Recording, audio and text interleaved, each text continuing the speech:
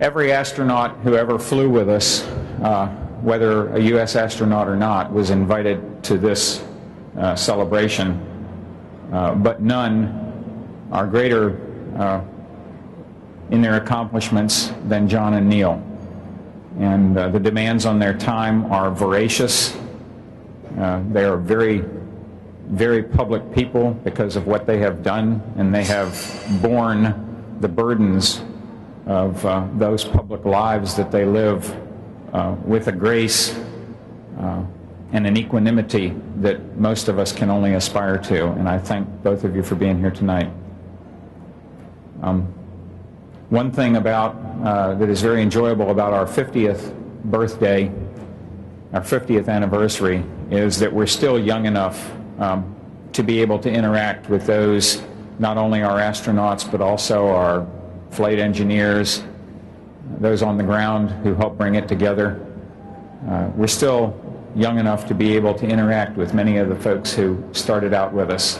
And for me, in my career, to be able to be mentored and taught by such people has been one of the greatest benefits that I've had. It is an honor to be here tonight. I'm doing the job that I aspired to hold as a child. Many of you have heard me say that I was interested in space and space travel before there was a Sputnik. And so I watched with bated breath as those who were a few years older put some of those dreams into practice in some of the videos that we saw earlier. And it's a thrill for me to be leading the agency today, despite the trials and tribulations that it takes.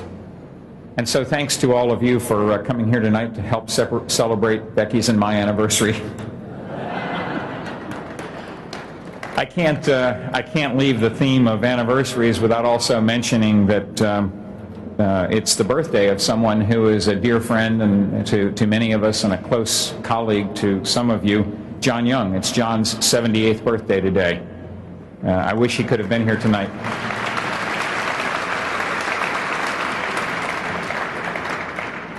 I often say that John Young befriended me before I was anybody, and so I have always very much appreciated that.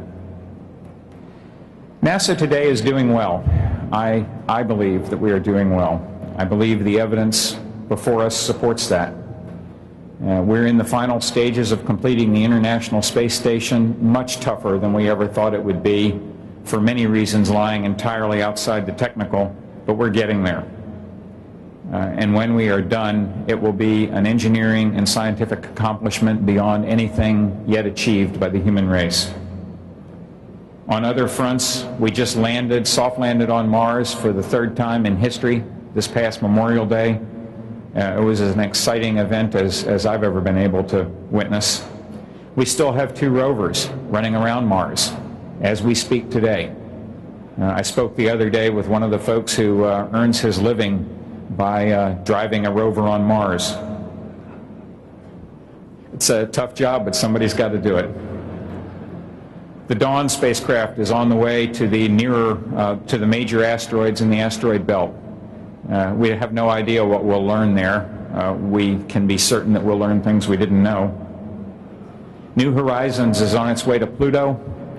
Messenger is on its way to Mercury. And Stereo, a pair of spacecraft, are on their way to positions where they can image the sun simultaneously with a stereo view to learn how the engine which drives our climate behaves. And regarding our climate, we are being observed by more Earth satellites than I care to count. Among them, Terra and Aqua. Terra was managed by the man who is my associate administrator today, Chris Scalise, another to whom we owe a great debt. So NASA is doing well. I think we will continue to do well. Elsewhere, I have written, after a lot of the very careful geeky analysis for which I'm known, that with our present budgets in fixed dollars, constant dollars, inflation-adjusted dollars, if we can stay the course, when it comes time to have that 100th birthday that Neil spoke of, that we can be looking back on the 20th anniversary of the first Mars landing. I know that to be true.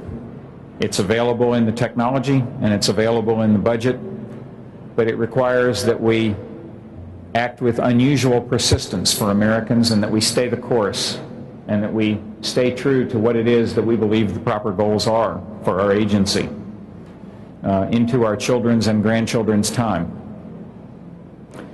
I think there are lessons from today in what happens when we lose that focus. We are doing very well today. But as you walk out of this museum, I'd like you to take a look at the SR-71. We don't have one of those anymore. Tonight I'm wearing a tie which shows an astronaut in a manned maneuvering unit flying around, and it shows an Apollo lander on the moon and two Apollo spacecraft. We don't have those anymore either. You can go see them in museums. Now, there's nothing odd about looking at 40-year-old hardware in museums and admiring it and respecting those who brought it into being. Indeed, that's why we have museums, and that's what they're for. And we should do that. What looks easy to us today was not easy the first time it had to be done. But only in American aerospace, of which I am aware, can we go to a museum and look at certain artifacts and wish that we could still do as well. And that fact should sober everyone here, in my opinion. Next week, if their plans go well and they don't have an undue amount of weather delays, the Chinese will launch the first three-man spacecraft. At that moment, they will outnumber the number of Americans and the number of Russians in space, and in fact there will be as many Chinese in space as there are Russians and Americans put together. Good on the Chinese. I will cheer for them. I wish them well. I wish that we were more prominently numbered among those who are in space and that we were reaching farther and doing more. In contrast, the victories that I'm striving for as we speak include the passage in Congress of a waiver allowing me to use U.S. tax dollars to purchase seats on the Russian Soyuz to take our astronauts to the space station that we have built. And this will be a victory, because all of the other outcomes are worse. That's the situation we find ourselves for what the Columbia Accident Investigation Board referred to as a sustained loss of vision for the American space program and what it ought to be. I took over at the best of times at NASA and the worst of times, but the best of times because of the possibilities for making change, and we're doing that. And I think the team that we have put together is doing it very well indeed. I'm immensely proud of them.